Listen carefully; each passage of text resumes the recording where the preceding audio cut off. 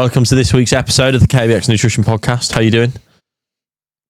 Yeah, I'm good, man. Yeah? Yeah, really good. Had a nice early start today. Cross-legged.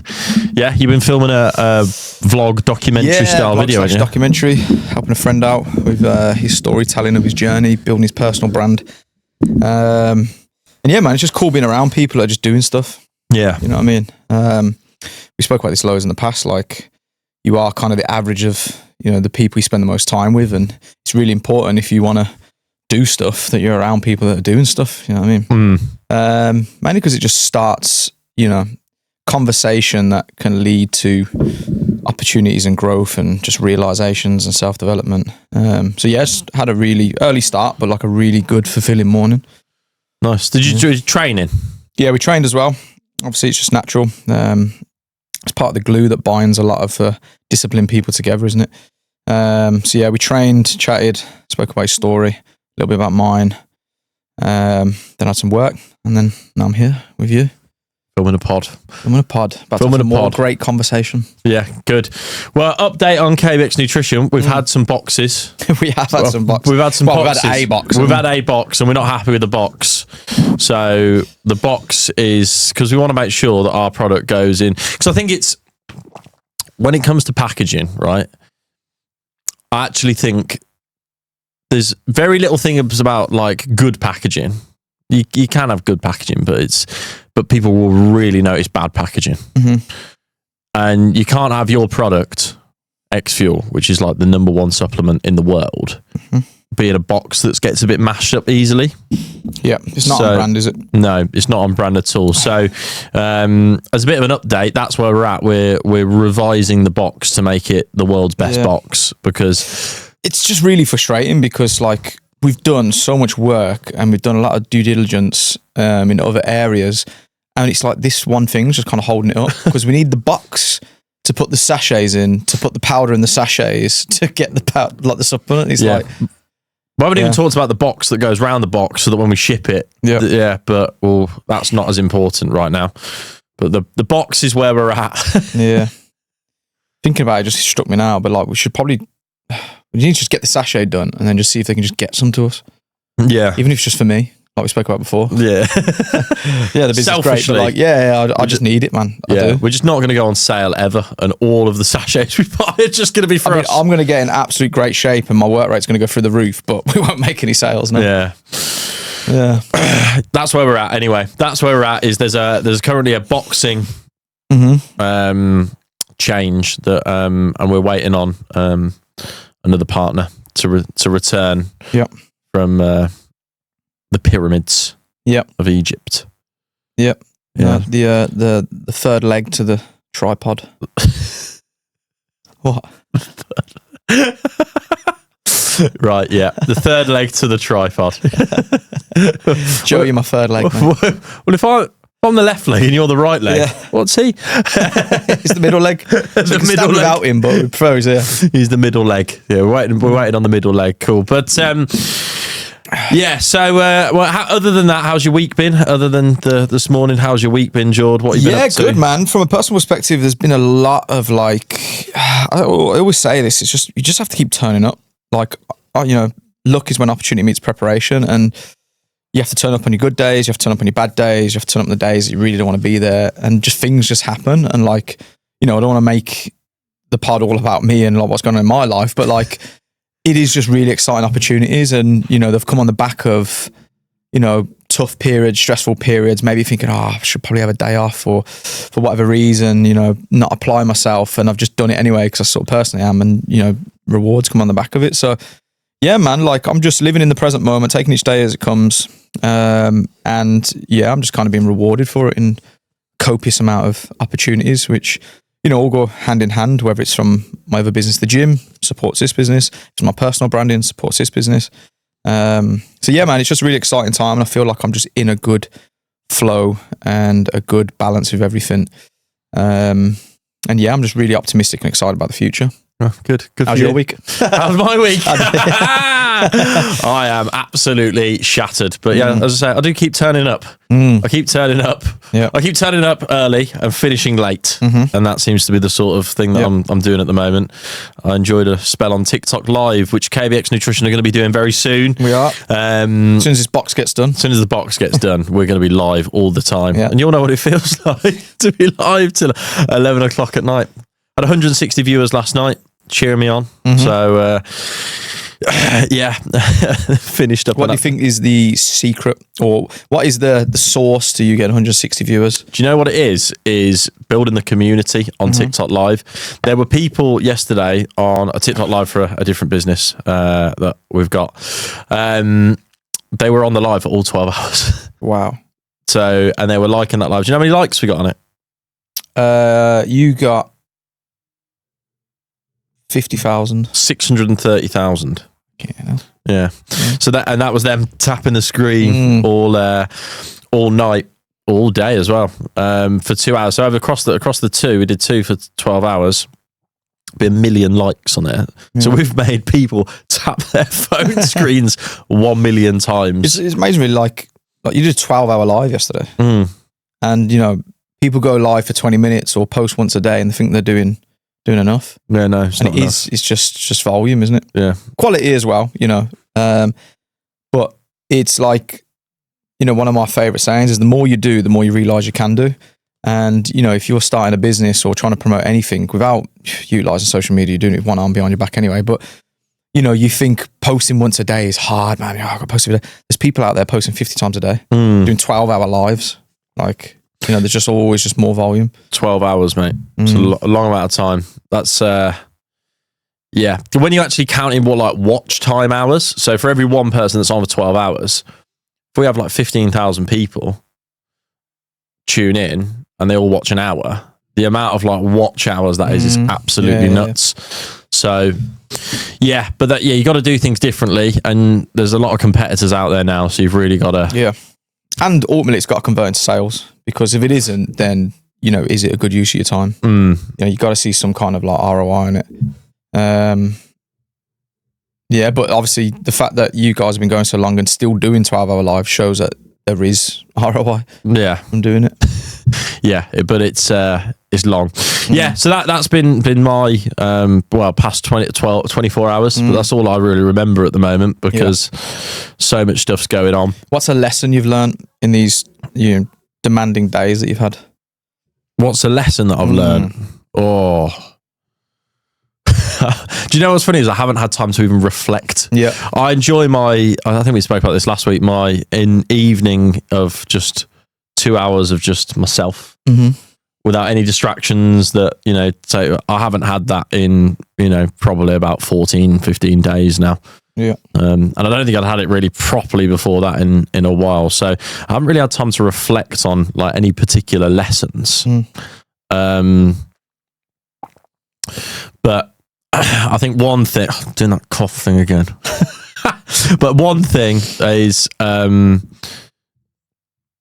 just reminding myself to just not even think about it and just get it done. When you just need to get something done, and you just don't even think about it, just get it done, because you can just get it done. Don't overthink it. Don't procrastinate on it. Don't worry. Don't think I'll do it later. Just quickly get it off your plate, get it done. Yeah, and that's what for the past few days, weeks, it's just been just get it done. Don't even think about the fact that you haven't done it yet or whatnot. Just if you think about it, you can get it done. Just get it done. That's it. We were speaking about, the episode was actually based around discipline that I was filming this morning, and we're talking about our definitions of discipline, and mine is essentially developing the ability to not negotiate with yourself.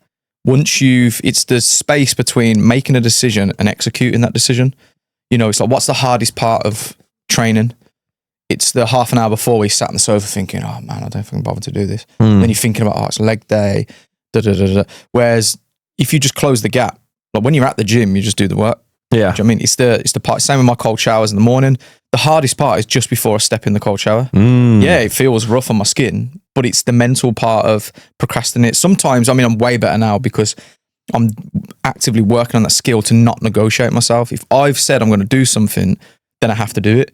And But sometimes, man, I'll stand there and I'll turn the water on. I'll look at it for like 10 minutes. And I think this is counterproductive. This is meant to be my morning routine to get me going, and it's slowing me down. Do you know what I mean? So hold on, you turn on the shower and it's cold and you just look at it. I used to. Oh, right. What I'm saying is like I used to procrastinate. No, I wouldn't go like back and forward. You just put your hand in and but I'd touch it. think about, oh man, when it first touches your skin, and then I'd think about afterwards when I reach for the towel and how cold the air is. But the thing is, the trick to life is to just not think about those things. Yeah. Just execute the cold shower, deal with the suffering in the present moment of whatever that is, and then move on to the next thing. You didn't die. No, you don't die. You don't die. But it's the same with, sending that email. The actual procrastination and thinking about the email and writing it is longer than actually just doing it. Yeah. And if you can become somebody that just does things and moves on to the next one without, and this is a big key tip to it, once you've executed, once you've fired that email off, done that job, whatever it is, don't think about it again. No. Because worrying about the outcome is just wasted time and energy. Yeah. That you could be spending on the next task. And it's like, you can't change that then, have no expectation. Whatever you do in life, like if you can train yourself, it's like when you open the door for somebody and they walk through and they don't say thank you and it pisses you off, you've got to train yourself to not have expectation of whether that person's going to say thank you or not. You're doing it because that's the sort of person you are. And that's what kindness is doing things without expecting a return. It's the same with any opportunity in life. To send the email, execute the plan, do the thing. Don't worry about the outcome. If it's shit, adjust it. If it's good, great. But by then, you've already done 3 other things. While most people are still stuttering and procrastinating about doing the first thing and, what if this goes wrong? And what if I look like a twat? I'm already on the 4th thing in my list. Just boom, boom, boom. And that's how you get ahead of yourself. Because otherwise, you'll constantly be having long days. And then you have to ask yourself, am I really having a long day, or am I just being long within my day? Am I taking too long getting from task to task? Am I procrastinating? Am I sitting on the toilet for half an hour scrolling on my phone? Is that contributing to having a long day? Or am I can I train myself to just be like, boom, boom, boom, forget how I'm feeling. When you wake up in the morning, don't think, I've got a long day today. Just work the present moment. All you got to do is just do well right now. And then right now again, and then right now again. And then it's the end of your day and it's done. Yeah. It's the same when people get into the gym, they think, 6 months to, of dieting to get into lose this weight. I said, you don't have to do it for 6 months. You just have to do it now. Yeah. And now again. That's and true. now again. Yeah. Do you know what I mean? And that by breaking it down like that, it just makes it so much easier. And it's like, challenge yourself to do it with anything from gym to work. As soon as you actually start writing the email, you just do it. It's the part before. I used to procrastinate about doing ads. Yeah. I've got these ads to set up. And then it's like, actually doing it, you go, it's done. That's took me 2 minutes. my weirdest one, and this does track this more personal to me, where I've had to sort of work on my identity and my beliefs around money and finances. But the hardest part I found about getting a new client was invoicing them. I've done all the hard bit. I've done the marketing. I've done the outreach. I've messaged this guy 4 times till he replied. I've got him in the gym, nailed my consultation, convinced him to go for 2 PTs a week. He turns up to the gym, has his first session, and then I don't invoice him. Yeah. And I'll do it later. I'll do it later. Yeah. What's that about? Because you're worried that they're gonna challenge you on it for some reason. It's because my sort of belief system was that money, and this comes from my childhood of a scarcity mindset of growing up in a single parent household, council house, not having money, and everything being about we need to save and we need to we'll turn the radiator off in that house and blah blah blah. That's developed my identity to be money's hard to come by, so we have to be restrictive and save. Rather than I had no one in my life going, let's just go make some more money. Do you know what I mean? And I had to really work on that. And I think that's where I almost stutter. I do all the hard bit. They're even in my gym training. And then sometimes they go to me, are you going to send me that invoice? And I'm like, not anymore. I'm better with it now. But still every now and then I do. Yeah. To be fair, that's why I went on one of the things that pushed me onto direct debit, which actually really changed my business. But now it's all automated. But before I was generating 40 to 50 invoices a month for people. And invoicing's a weird one because I used to have that. I probably still do a little bit to this day, but the thought of sending an invoice is a bit weird because it's like, can I have that? Can I have that? That money? Yeah. It's like, can I have that money? But no, just get it to them. And because I think that the worry is that you're worried that they're going to go, what's this? I'm not paying that. And you're worried about them challenging it. But I don't think I've ever had anyone ever challenge me on an invoice. No, not because it's always been previously agreed. It's been agreed, 100%. Yeah, you've had ones where maybe you've skated over the facts a little bit and then you're like, I'm sending the invoice and maybe they're not, And there's probably still I probably shouldn't laugh, but there's people who ask me, oh, how much is personal training? I go, oh, it's £40. And they're like, is that for a month? I'm like, no, per session. Like, do you know what I mean? I think that probably sits in the back of my head. And when I'm invoicing people, like the last one I sent was £3,200 for like X amount of weeks for training. And I'm thinking, shit, this is a lot of money. And there's some people out there who are like, can't believe you'd pay more than 40 quid a month. Do you know what I mean? Yeah. But you have to just get over that. And the thing is, it all comes around to, well, either way, you got to send the invoice. Yeah. Whether they rebut it or not, like you have to send it at some point anyway. Yeah. And because if you just skirt about it, you know, you just make it worse. Yeah. And this is the thing with like eliminating the procrastination, the worry, because if they are somebody who's going to, I don't know, argue your invoice, you want to get to that point as soon as possible. You don't want to leave it a week, then they challenge it, then you leave it another week. Do you know what I mean? Like you could have had that done in 24 hours. It does. And you know, it's how you do anything is how you do everything. So you have to just practice not procrastinating in every single like area of your life. Yeah. From gym to hobby to work to relationships, whatever, difficult conversations, just fucking do it, man. That's how you move the needle. Sure. Yeah. Right, we're going to move on to our next segment. Go on. We're going to do Coffee Shop Corner. So, we're both massive coffee fans because I see you drinking a coffee right here, and we both absolutely love coffee. Yep. I think I know you do because I just got you one. So yeah. You definitely I got you one yesterday, so it's like no. I was giving tabs. I was just, you know, he just drink them as well. we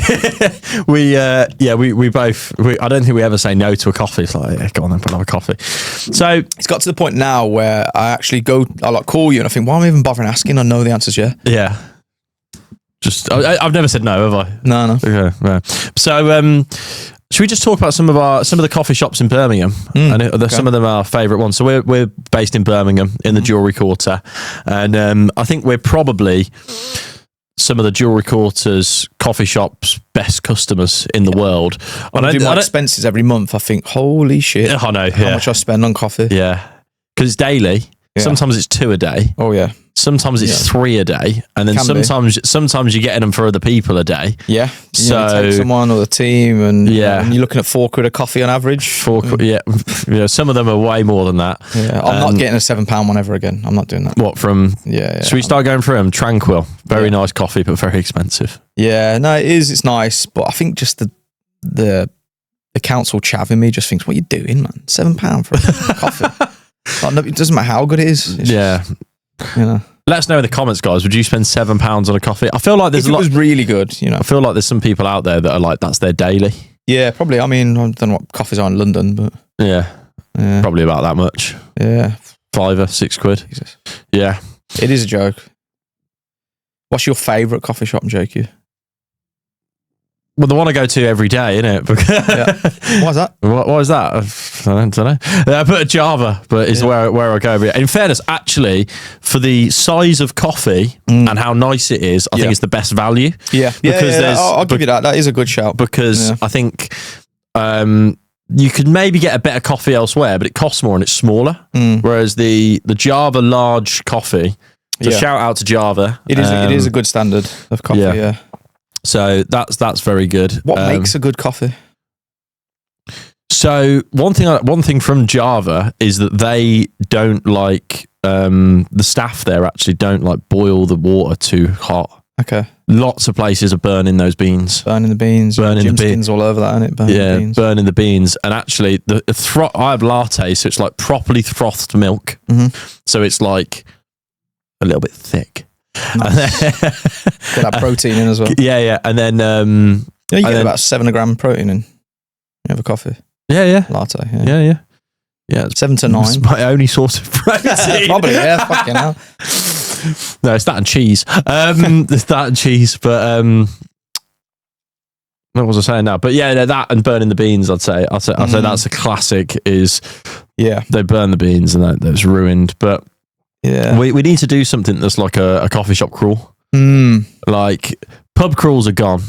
Who wants to be doing pub crawls? It's 2026, and a coffee shop crawl of we're getting old, isn't it? No, but could we do we can do some event or something, some jog, definitely. Coffee shop crawl, and then you go from one to the other after jog. I don't know if you'd be able to have a coffee at every place. I was going to say, by the end of that, I probably wish it was beers. Yeah. 12 coffees deep, you fucking anxiety and trying to shit yourself. Yeah, but But why is it okay to have 12 beers, which is poison, and not okay to have 12 coffees? Because alcohol is poison. Yeah. To your body. And it alters your state of mind. And caffeine is a stimulant. So why can't you just be... Well, it's just not... it's not good for your heart to overstimulate, is it? Which, don't be wrong, it's not good for your body to, drink alcohol, especially your liver. Yeah. But I feel like if you do it, you organise it, and instead you have like tiny little, like baby chinos at every single little place. Yeah. That would be quite fun. Yeah. I'm more than down for something like that. Yeah. I've just come up with this idea now. I was just thinking, we've got to do it. You go to, there's a lot of places to run to in the jewellery court. We do a little jog round, one to the next one, on to the next one, little baby chino, on to the next one. Yeah, no, I'd be all over that. Let's do it. Yeah. Be down for that. Yeah. All right. Yeah. Sound. You know what makes good coffee for me? Customer service. Yeah. Obviously, I know that's kind of goes across all businesses. And don't be wrong, if the coffee is dog shit, it doesn't matter how good the service is. But just, the way the person behind the till is, like, it kind of, I can overlook a little bit of a hot bean, or, the ratio not being quite right. Right. Or maybe my little pattern is crap. Yeah. Like, if the customer service is there. But I think you kind of get this when you start a business, you start to really appreciate customer service. And it still baffles me to this day, like how some people run their business or allow members of staff to be within their business. Like my fiance the other day, she went to get her eyelashes done, or wanted to. Went on this system, bought it online, paid for the session, and then was booking it in. And you have to go direct to whoever owned the lash company. And then she was like, "Oh, yes, for my baby shower." She went, "Oh, my insurance doesn't cover doing pregnant people."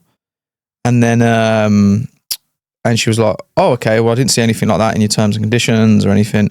And she explained it. And, it is fair. Like, I guess, like, someone had an allergic reaction once and it's dangerous. But then she was like, "Okay, no problem. Can you just send me a refund then?" And she's like, "Oh, no, you got to go through the vendor." And then started like not replying, and then being like, a bit elusive with it. And she's still now, like, it's been nearly 2 weeks trying to get her money back. Like, and for me as like small business, what that every single person thinks of me, my business, is really important. Like, I've had things where people have booked stuff or whatever, and sometimes you have process and things like that, but just humanize, because you don't know that my fiance could have been a lifetime client if based on the customer service or whether she did well. And so many times I've gone, "Look, it's not part of my process, but give me your bank details. I'll just send it to you and I'll collect it from the, something like that." But some people just don't give a shit. It's a really weird one that my insurance doesn't cover pregnant doing lashes. Yeah. It's an unusual one. Yeah. And also, like, okay, well, that's fair enough. But then, make that like general knowledge. Make it like a little tick thing, or put, some kind of... Also, why are you obligated to tell them that you're pregnant? Yeah, well, she wasn't. She said it's for my baby shower, and that was when she said, "Oh," so she was going to do it. Yeah, no, yeah. She was going to let her turn up. Yeah. She could have just turned up. Yeah. But she was going to let her turn up. So what happens then? She travels all that way, walks in, clears her day for whatever. Yeah. A big bump, and she's like, "Oh, sorry, I can't do it." Yeah. All right, refund. Sorry, you're going to have to go through... But that's only because she would have known, because of, baby bump. If...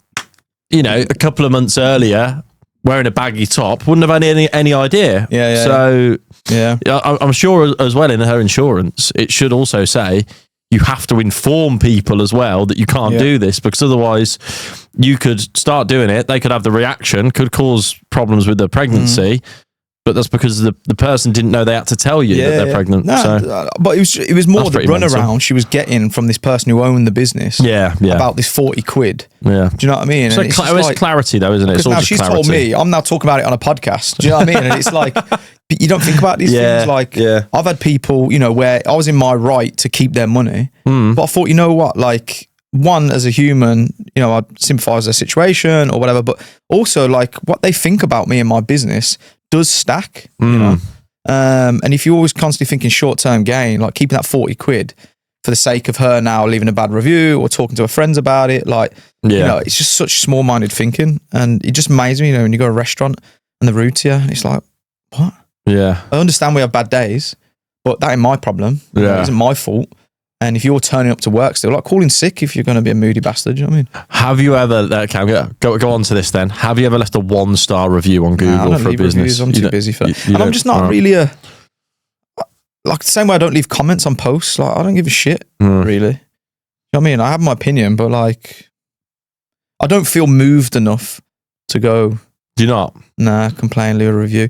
And that might be a bad thing, but that's just me. I just don't ever feel like I've seen posts on social media that offend me, but I don't feel like, I need to let people know about that. I know we spoke about it actually, but or like leaving a review. I think I've only ever left 2 1-star reviews in my life. Yeah. But funnily enough, I've just come from the barbers.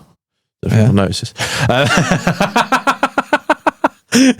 No, but we've both left a 1-star review on the same business, which is so funny. Really? Yeah. It's in the JQ, and I'm not gonna out them on the pod because I don't think that's right. But it's I'll tell you after. But cool.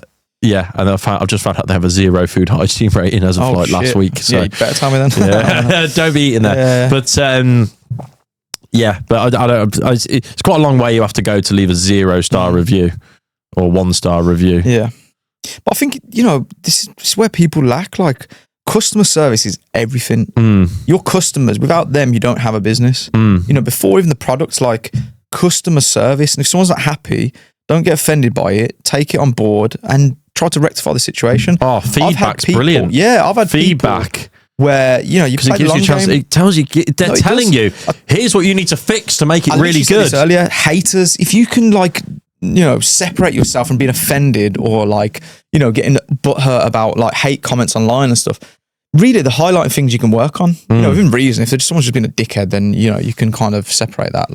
But sometimes they're actually, okay, yeah, I didn't want to hear that criticism, especially in that way. But they've probably got a point somewhere, that you can work on. But yeah, customer service, man, it's just so important. And it's just amazing me how people overlook it. And you really don't realize when you're playing the long game. I've had people who, I've gave refunds to for whatever reason. I mean, it does hurt, no one likes giving money back, but then they've ended up coming back a year later and spending more than that refund. Or they've sent their friend because they had a good experience, or they thought, you know what, Jordan's a decent guy, and they've recommended us, so you just don't know. I mean, I've had people come for a consultation and feel like they're wasting my time, but I don't take it personal. It is what it is. But then 2 years later, they've signed up. You know what I mean? It's you just don't know, man. This is why, going back earlier to the opening the door analogy, you open the door, but don't have an expectation. Don't expect that person to say thank you. Yeah. And you'll live a happier life. And you'll do better, and good things will come to you. Yeah. Just do everything without expectation. Send the email, start the business, have the meeting, book the call, try things, plan it. Don't go in blind, but just don't have an expectation of the outcome. And all you'll find is you're rarely disappointed and you're just positively surprised. Yeah. Because you don't have an expected outcome. No. So anything you do get is like a bonus. Is it expectation is the thief of? No, that's comparison. No, what? No. Comparison's the thief of joy. No. It's, I think it's expectation. I can't remember. But anyway, I was trying to come up with a saying there for the pod, but it's... Okay, cool. Well, we're probably going to wrap up now, but any closing thoughts for the week?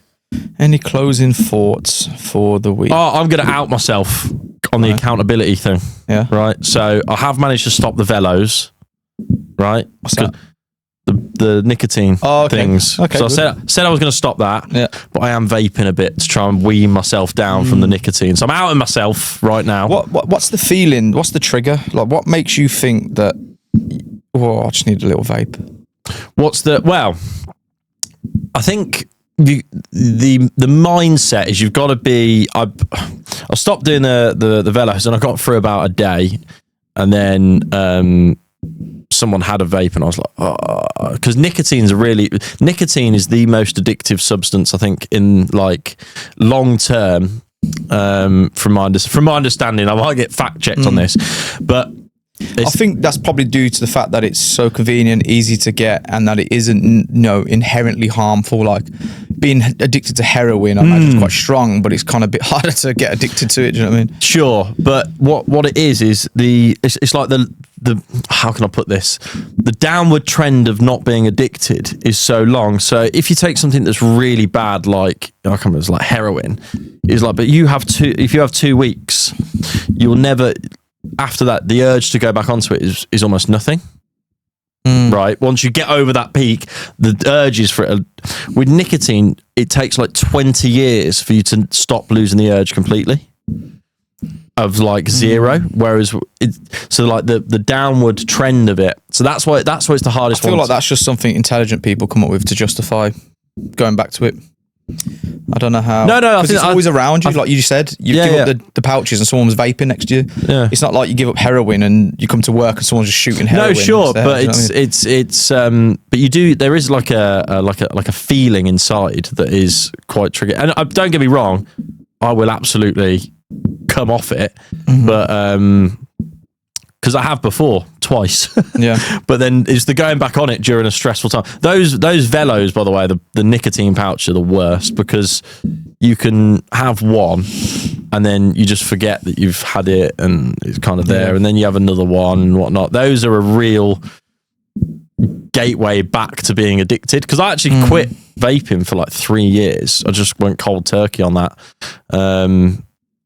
And that was, I actually found that much easier at the time. But again, once you get over a week, it does become a lot easier. Yeah. But it's that initial thing, and at the moment, during levels of high, stress and high, it actually, it's a challenge. But I will do it. I will absolutely do it. You know, But I'm in a bad routine at the moment. Like I'm not in the gym with you as much as I was. I'm not running as much as I was. Yeah. Unfortunately, time wise, like I haven't actually cooked a meal in a week. Yeah. Because I've been getting home so late. So all of these things are like a negative impact, and it's like, I do feel that in order to quit something that you're trying to, that is like addictive, is it's not just I'm just going to stop. It's you do have to build that into your like routine and life and good practice. Yeah. So your system is super important in that actually, taking effect. But the other is also trying not to always just swim upstream all the time. What I mean by that is use willpower to quit. You got to start almost rewiring, because it isn't necessarily nicotine. I know you might argue this, but it isn't, in my opinion anyway, from a neuroscience perspective, it's not nicotine you're addicted to. It's the pattern recognition of when you feel stress, it triggers you to then have nicotine. Does that make sense? So like you said, you went back to it when you're stressed. And what I think would really serve you is to work on the trigger. So when you feel stressed and you're like, all right, I need to puff the vape, just try and implement, say, I'll do 5 push-ups first. All right. And try that. Trust me, try that. Do 5 push-ups first. 5. Okay. We're gonna live test this. Yeah. As of today. Yep. Instead of doing a vape, I'm gonna do 5 The push-ups. hardest thing you'll find is remembering to do the push-ups before you grab the vape. Okay. Trust me. And so what you're doing then is you're going to the root cause and you're replacing the trigger and the pattern recognition and the outcome rather than just trying to fight off nicotine. Yeah. Okay. Do you know what I mean? Yeah. And then, if you do your 5 push-ups, you've at least then making the conscious decision of whether you're going to do it or not. Yeah. And then you need to look in the mirror and go, I'm a waste man. Do you know what I mean? It's kind of like the way I battle with getting up in the morning. Like inherently, my mum's convinced it's a fucking genetic thing. Like our family just always struggle getting up in the morning. If my phone is next to me, even right now, tomorrow, with how disciplined I've become and all the responsibilities I've got, my phone goes off next to me, I'll snooze it. It's almost, I do it without even realizing. I'll snooze, and I just can't, and I used to get so frustrated at myself and so fed up and pissed off. When I started putting my phone in another room and it goes off, I get up and I think, oh, fucking hell. And I walk into the other room and I turn the alarm off. Now I make a conscious decision.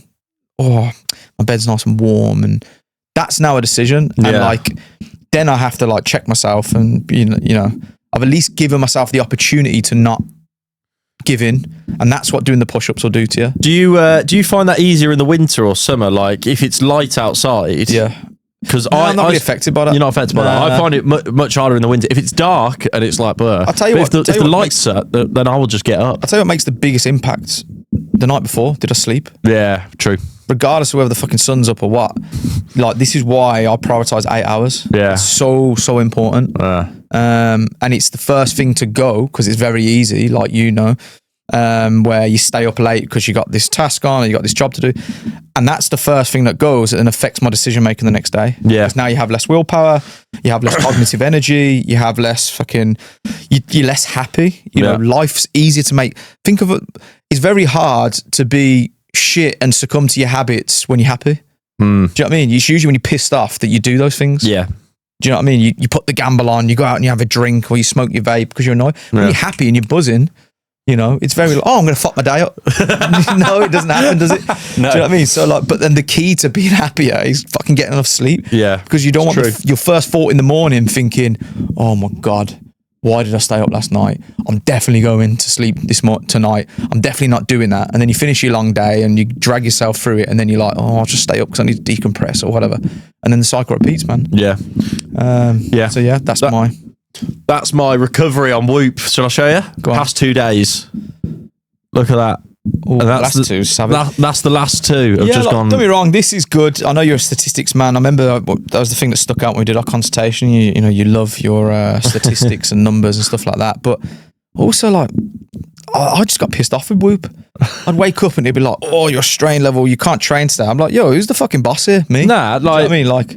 Yeah, but that you can still. It's not telling you what to do, but it's just telling you. Yeah, but then where you're at. I'd wake up and I'm feeling all right, and then I'd read it, and then it says I'm fucking in the dumps, and I'd be like, oh, actually, do you know what I mean? It would affect me like mentally. So. Yeah, but I don't feel like you're the kind of guy to let a screen tell you what to do. I did it anyway. But then I started in the back of my head, I'm thinking, oh, should I be resting? Should I? Do you know what I mean?